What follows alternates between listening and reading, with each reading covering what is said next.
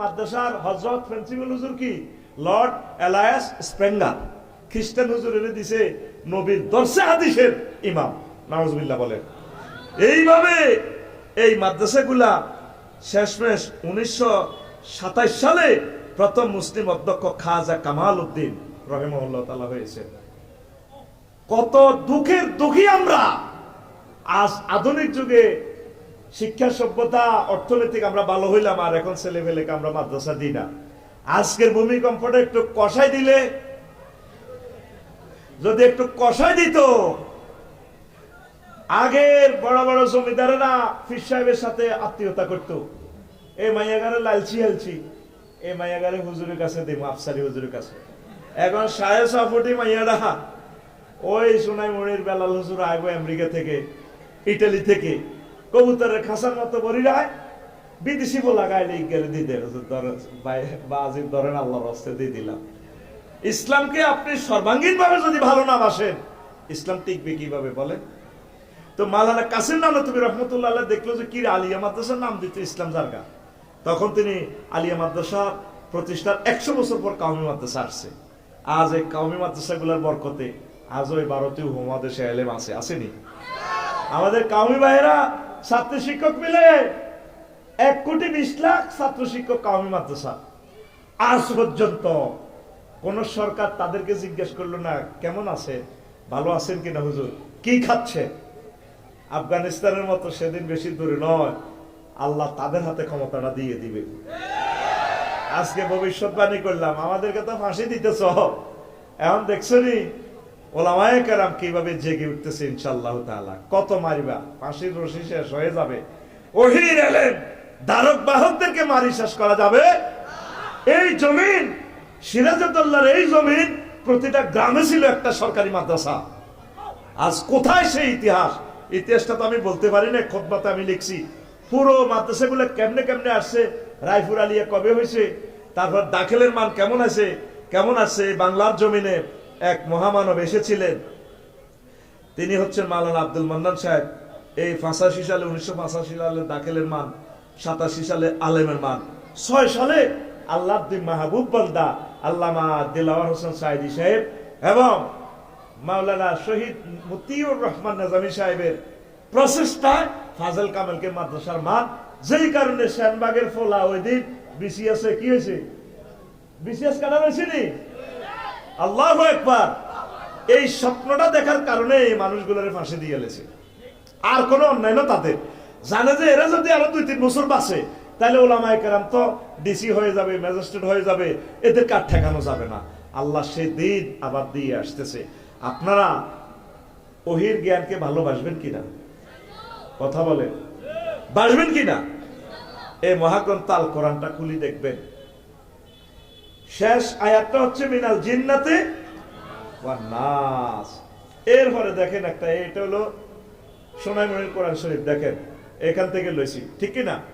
একটা দোয়া আছে, বলেন সে মিনাল জিন্নাতি ওয়ান নাসের পরে কি দোয়া? কে আছেন আমার আলেম ওলামারা আছেন না হেরা? মিনাল জিন্নাতি ওয়ান নাসের পরে একটা দোয়া আছে কোরআন শরীফে, কি দোয়া? মোবাইলে এলেম সব মারিয়ালা, আলেমেরা তো দৌড় দিয়ে কইবার দরকার ছিল। আল্লাহুম্মা আনিস ওয়াহশাতি ফি কবরি আল্লাহুম্মা আরহামনি বিল কুরআনিল আযীম। আল্লাহ, কোরআনকে আমার কবরে আমার প্রিয় বন্ধু বানাই দিও। মরলেন না তো? বাবি সাহেবের সাথে শুয়ে একদিন মরিছেন, মিথ্যা মরা আর কি। হেতি কম্বল থুই দৌড় দিয়ে আপনার বাইক কাছে যাইব, ভাইয়া ভাইয়া ওঠেন, আপনাকে মিয়াতে বলা মাইয়া ফোন দি ফুফারে আন্টির করে সবাই কব আইয়ের কবর তো তখন লাগবে। মাইয়া বড় গায়ে কানফুল নাকফুল খুলিয়ে লাগব, মারে সবাই তো আফসারি আইব, এমিও তো আপনার মাল খাইছে, এতে ব্যস্ত, খুব ব্যস্ত। জানাজাটা দিয়ে কবর দিবার আগে হাতে দাইব, কেউ নাই আপনার কাছে। এই কবরে শ্রেণী রামদা, চাইনিজ কুড়েল, পিস্তল, এই কেডার ফেরেশতারা আইব। নবী বলতেছে প্রতিবন্ধী আছে কিছু ফেরেশতা। প্রতিবন্ধী কেন দিছে? সিস্টেম কি আল্লাহ জানেন? এগুলা দেখার ধরবো, চোখে মারবো না, চোখে নিচে মারবো, এইভাবে ঘুরতে ঘুরতে। তখন মহাগ্রন্থ আল কোরআন আপনার কবরে চলে আসবে ক্যাডারের মতো। তখন তারে বলবো তুমি কি? আমি কে এটা পরে, তোমরা যে মাল মেডিসিন যন্ত্রপাতি লই আসলা, কোন আফসারিরও কোবালাম নাইমেরও কোবালাম, আরে কোবাইও পরে তোমরা কারা? আমরা আজাবের ফেরেশতা, কোন কোবাইতে পারতাম না, জানে এসে এমনি গর্ত দিয়ে যাও গা, যাও ভাগো। তুমি কে? ভাবলাও মেয়া, তোমারও সব কোবাবো। নেম প্লেটটা খুলি দেখে আই এম কোরআন, আমি কোরআন।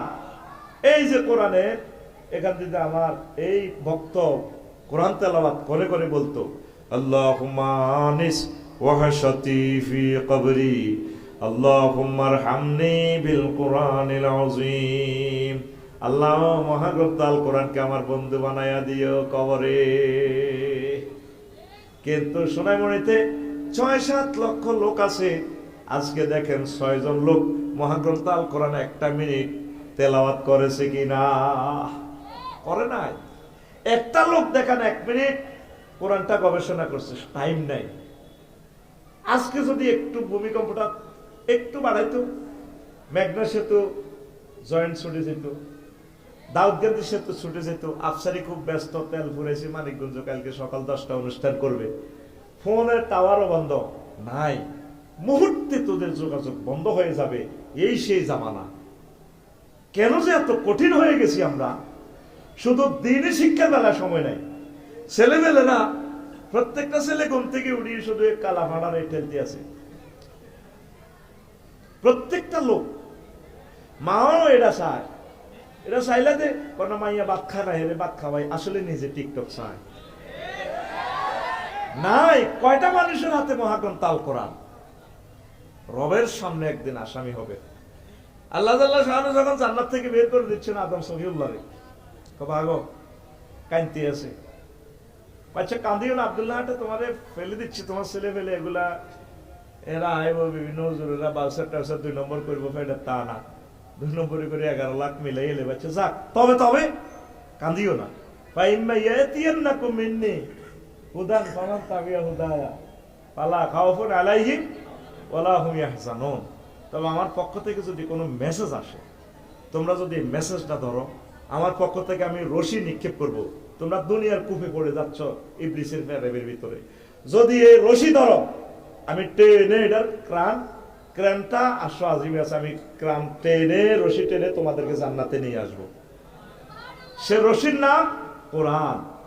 ওয়াতাসিমু বিহাবলিল্লাহি জামিআ, এই হাবলুন মানে হয় আল কোরআন।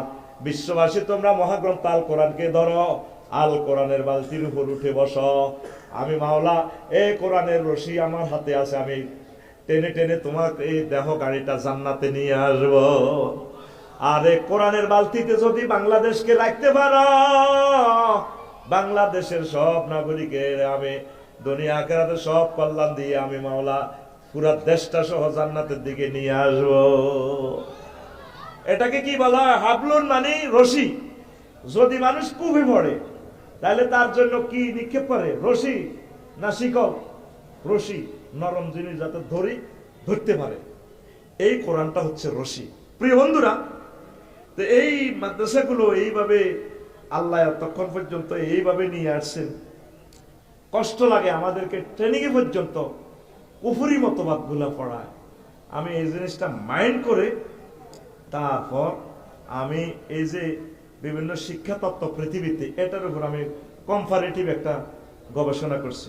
আমাদেরকে ট্রেনিং এ পড়াইছে এডওয়ার্ড লি থরনডাইকের কানেকশনিজম মতবাদ, এরপরে আইভেন পাভলো প্রতিবর্তিত ক্রিয়া মতবাদ, শিক্ষা পেলে এইভাবে উদযাপন, বারহাস ফ্রেডারিক স্কিনার তার শিখন তত্ত্ব মতবাদের মূল কথা হচ্ছে প্রাণীর সন্তুষ্টি ও তৃপ্তি লাভ, উদ্দীপক প্রতিক্রিয়ার নির্ভুল সংযোজন স্থাপন শিক্ষার্থীকে পুরস্কৃত করে, রেইনফোর্সমেন্ট স্কিনারের মতে অনুশীলন ফলাফল প্রস্তুতি, এইগুলা বিভিন্ন মতবাদ পড়াইয়া তারপরে সেন্সরি মোটর পিরিয়ড জন্ম থেকে 2, ইন্দ্রিয় পেশির সমন্বয় প্রাক প্রায়োগিক প্রি অপারেশনাল পিরিয়ড, তারপরে কনক্রিয়েট পিরিয়ড, এগুলো আপনারা বুঝবেন না।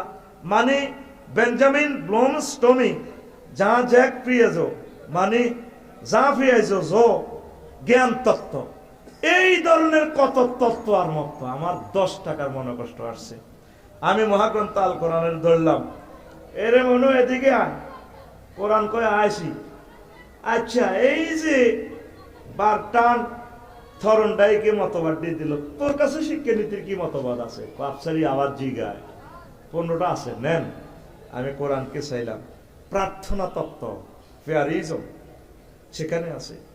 ইব্রাহিম খলিলুল্লাহ খানায় কাবা নির্মাণ করে দোয়া করলো, রব্বানা ওয়া বা'আস ফীহিম রাসূলাম মিনহুম ইয়াতলু আলাইহিম আয়াতিক ওয়া ইউআল্লিমুহুমুল কিতাবা ওয়াল হিকমা। আল্লাহ, আপনি আমার সন্তানের মাঝে মধ্য থেকে এই জায়গায় এমন একজন রসুল দিবেন, তাম পৃথিবীতে জ্ঞান বিজ্ঞান প্রযুক্তির মিলন মেলা শিক্ষা যাতে তিনি দিতে পারেন, ছাত্রদেরকে এমন ভাবে শিখাবে দেহ মনে প্রাণে আধ্যাত্মিক ভাবে যাতে পবিত্র করতে পারে। সুবহানাল্লাহ।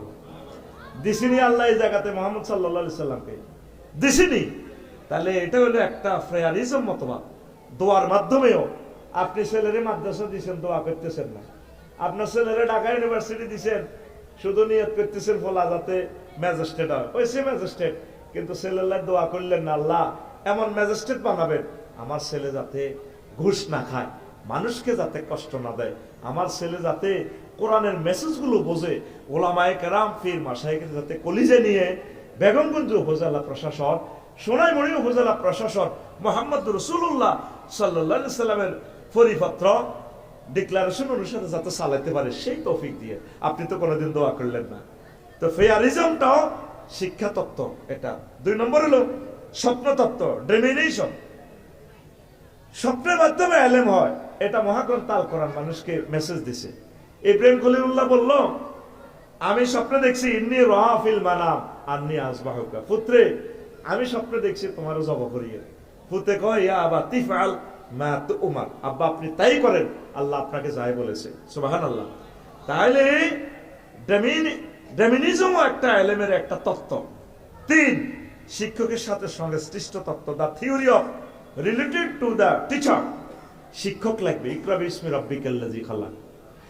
কলেজ ইউনিভার্সিটিতে শিক্ষকের সাথে সম্পর্ক কম। মাদ্রাসাতে কিন্তু হেফজ মাদ্রাসা দেখবেন শিক্ষকের সাথে কি রিলেশন, কারণ নতুবা আপনি সনদ পাবেন না। সনদ মানে সিলসিলা। জিবরিল আমিনে বলল নবীজিকে, ইকরা ইয়া মুহাম্মদ, মুহাম্মদ আপনি পড়েন। উনি বলছেন, মা নাবে করি, আমি পড়ালেখা পারি না। 3 বার বলছে, আমি পড়া পারি না রে, ডিস্টার্ব করিস না। জিবরিল আমিন ফোন করলেন বারাইলাহি রে, বারাইলাহি ঘটনা কেমনে খেলাইলেন, এমন ছাত্রের কাছে পাঠালেন, ও তো পারে না কিছু। আল্লাহ জাল্লা শানু বললেন, তোমার বুকের সাথে আমার দোস্তকে জড়াইয়া ধর। এভাবে বুকের সাথে জড়াইয়া ধরছে, আর seem to SIM at A time পড়তে লাগলেন মুহাম্মদ রাসূলুল্লাহ সাল্লাল্লাহু আলাইহি সাল্লাম, ইকরা বিসমি রাব্বিকাল্লাযী খালাক, খালাকাল ইনসানা মিন আলাক।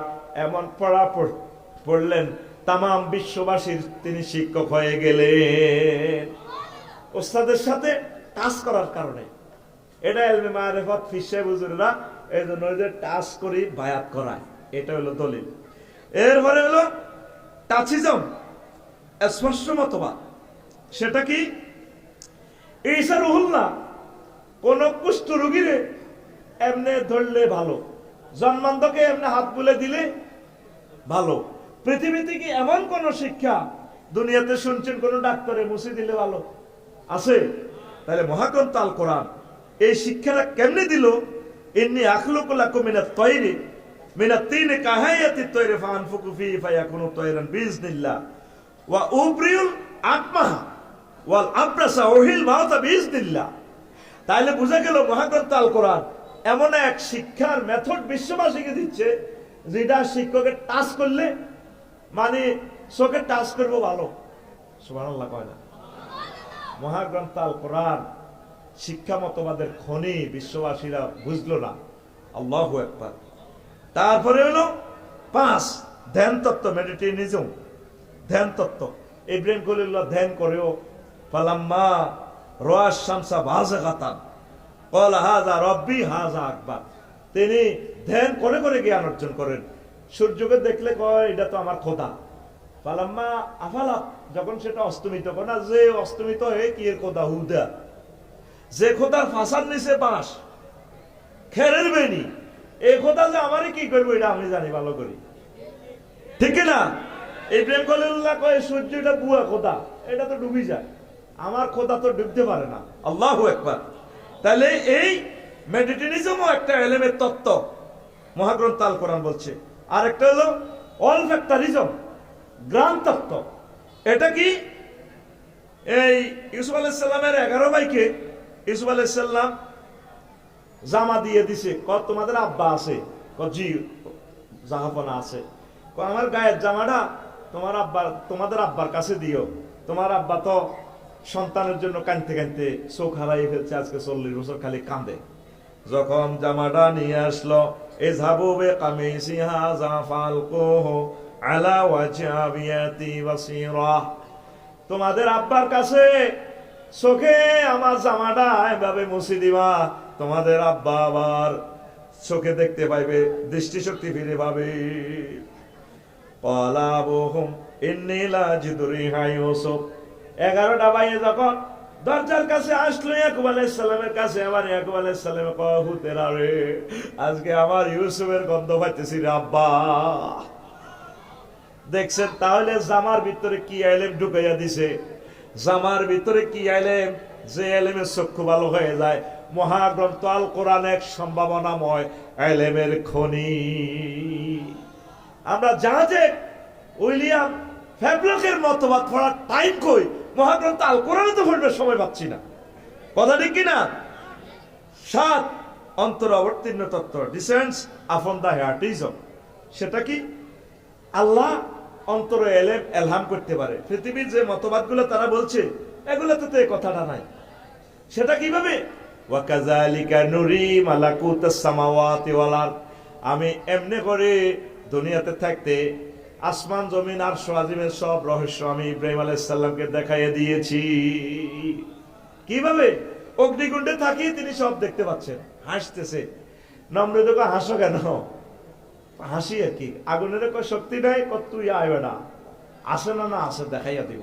তাহলে কি তিনি দেখাইলেন? কি এক এমন এলেম! মহাগ্রন্থ আল কোরআন বিশ্ববাসীকে মেসেজ দিচ্ছে। শিক্ষার্থীর মেধা ধন্যতা দূরীকরণ তত্ত্ব, the doctrine of elimination of the poverty of the students merit. সেটা হলো এই আল্লাহ জাল্লা শানু বলছে লা তুহাররিক বিহি লিসানাক, ও নবী আপনি মুখের এইভাবে দ্রুত ঘন ঘন করে পড়বেন না, আমি আপনাকে পড়াই দিব। আমি সানুকরিউকা ফালা তানসা, পড়া আমি পড়াই দিব। তাহলে পড়ার দায়িত্ব কার হাতে? ওই যে জান্নাত মাদ্রাসার যিনি শিক্ষক, শিক্ষার দায়িত্ব সব ওনার হাতে। সুবহানাল্লাহ বলেন। আল্লাহ রাসূল একদিন ক্লাসে বললেন, আবু হুরায়রা রাদিয়াল্লাহু তাআলা আনহু হাদিসের রাবী, সহিহ আল বুখারী, আইয়ুকুম ইয়াবসুতু সাহাবাহু ফায়াখুযু মিন হাদিসি হাযা, তোমাদের কেউ আসো ক্লাসে জামা ধরবা, লুঙ্গি ধরবা, কোসা আরবি শব্দ, কোসা বিষয়, আমি তোমাদেরকে আমার হাদিসগুলো দিয়ে যাই। আবু হুরায়রা রাদিয়াল্লাহু তাআলা আনহু কয় ফাবাসাতু বুরদাতান আলাইয়া, আমি চাদর লুঙ্গি বিছাইলাম নবীজির কাছে। তারপরে নবীজি কি করছে? ফাগারাফা বিয়াদাইহি, হাতের এভাবে কোষ করে ক্লাসে দিয়া দিছে। এরপরে দিয়া কয়, কোসার ভিতরে দিয়া কয় সুম্মা দাম, তুমি বুকের সাথে কোসাইটা মিলাও। ফাদামামতুহু ফামা নাসিতু শাইয়ান বাদাহু, আমি কোসাইটা বুকের সাথে মিলাইলাম। সেদিন থেকে আল্লাহ রাসূল আমারে যা বলে ক্যাসেটের মতো আমার মুখস্থ হয়ে যায়, আর পড়াও লাগে না আমার। ডাইরেক্ট কোসার ভিতরে কি দিয়া দিলেন। পৃথিবীর কি কোনো জ্ঞান বিজ্ঞান এই ইনফরমেশনের এই মিস্টেরিয়াস ম্যাটারটাকে ফাইন্ড আউট করতে পারছে? হেরা যে আমাদের ট্রেনিং দেয়, কিসের ট্রেনিং দেয়? এগুলো মানব রচিত মতাদর্শ, এগুলো হলো কাফেরের মতাদর্শ, মাদ্রাসাতে ঢুকাইবেন এই সমস্ত টেকনিক, কথা ঠিক কিনা? আল্লাহ রাসূল কোসায় মনে কি দিলেন বিশ্বের মানুষ এখন পর্যন্ত গবেষণা করিয়ে তো পাবে না। তাহলে মহাগ্রন্থ আল কোরআন কি শিক্ষা মতবাদ দিচ্ছে? 9 ভিন্ন জাতি থেকে অস্বাভাবিক সহযোগিতা তত্ত্বর জ্ঞান, the theory of unusual cooperation from different nation. কিভাবে? সুলাইমান আলাইহিস সালাম একদিন গণভবনে বললেন, কয় আইয়ুহাল মালাউ আইয়ুকুম ইয়াতিনি বিআরশিহা, তোমরা কোন মন্ত্রী আছো সাবার রানী বিলকিসের একদম সংসদ ভবন তার দেশটা